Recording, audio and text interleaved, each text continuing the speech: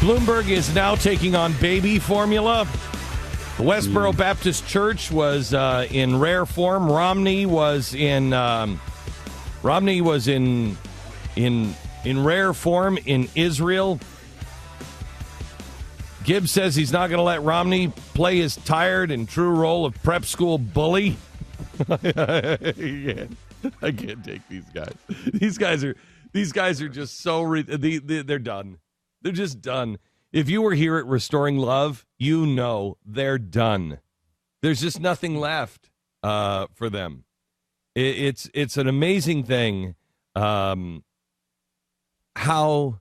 I don't know, 2008 they feel. It feels like the whole world has moved on, and they're just yesterday's news, and they're just drumming up more of the same garbage. Now the Department of Homeland Security. Remember, I was crazy for saying that there were going to be riots in the streets. I was crazy. Nuts.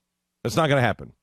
Now I believe that we have a chance of that being wrong, of my prediction being wrong. I think we have a real chance of that. What does the Department of Homeland Security come out and say this weekend? We're going to have riots in the streets.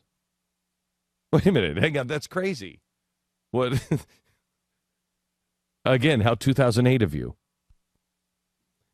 Meanwhile, while there were stabbings all over the country, while Bloomberg is taking off baby formula, while the United States Department of Homeland Security is talking about riots, Drudge is reporting 65,000. Actually, I should say this. CBS News is reporting 65,000 people show up at the Dallas Cowboys Stadium on Saturday. Now, I just want to give this some perspective. CBS News is the same organization that said 87,000 people showed up at the National Mall in Washington, D.C. So 65,000, according to CBS News, 65,000 were at the stadium, and only 87,000 were in the mall. That's well, here's the difference. I should point out. All the people that showed up, the 87,000 people that showed up in the mall, were enormously fat. They just took up so much more room than those people that went to the stadium. It was, in case you missed it, it was absolutely incredible. Most incredible thing that we have ever been a part of. It was, Brad Thor said in an interview I heard this morning, Brad Thor said it was 9/12 without the tragedy. And it was. This is what the 9/12 Project was all about. To tell people you're not alone, and I don't think there's a soul that felt they were alone this weekend. Not a soul. Biggest service project in the history of America, and we've just begun. 14 tractor trailers left on Saturday for 11 different cities across the country. 14 tractor trailers full of food. And that was only one service project. Service project after 305 service projects. And, of course, nobody is... You ready for this one? The newspaper here locally, when they talked about restoring love, and I haven't seen this one myself. I have enough time to read all of the papers that covered restoring love. I think there were 3 articles and maybe 2 news stories on it. Which is great, by the way. Remind me. Stu, write this down. Mm-hmm. Why it's great that the media did not cover this. Because it really is truly great that they didn't cover it. One of the stories here in Dallas that talked about the service projects, they were struggling for anything to say that would be bad about this. 305 service projects. 14 tractor trailers full of food going to 11 different cities. And what did the newspaper report? The newspaper reported, but Tarrant County was left out. Now, so you know, Tarrant County here in Texas is the wealthiest county, I believe, in the country. One of.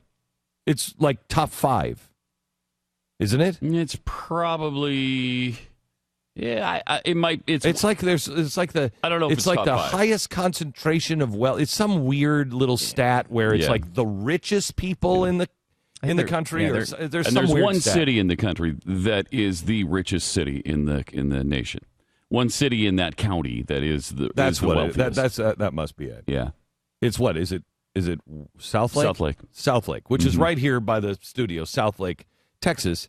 Remember I said at one point, like last year, I'm like, you've got to live in South Lake. Well, that's before I realized it was the most expensive. Of course I love it. It's great. It's like, this is the greatest city. Everybody there just has a house, and it's nice. Why didn't everybody live in South Lake? Like, well, now I know.